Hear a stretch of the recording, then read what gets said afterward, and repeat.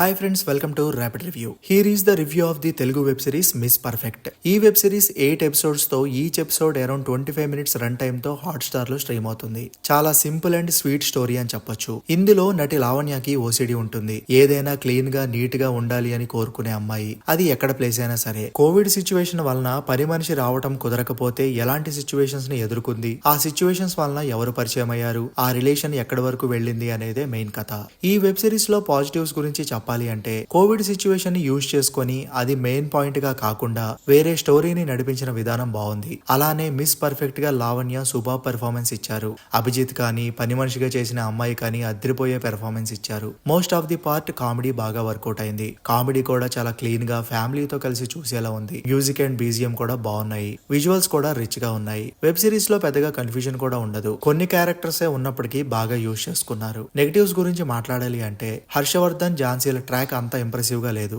బోర్గా కూడా అనిపించింది. అక్కడక్కడ ఎమోషన్ ఉంది కానీ పెద్దగా కనెక్ట్ అవ్వం. స్ట్రాంగ్ గా కూడా అనిపించవు. ఉన్న కామెడీ బాగుంది కానీ సిచ్యువేషనల్ కామెడీ మిస్ అయింది. ఇలాంటి ఓసిడి కాన్సెప్ట్ మీద బోలెడంత కామెడీని జనరేట్ చేయొచ్చు. లైక్ మహానుభావుడు సినిమాలో అనమాట.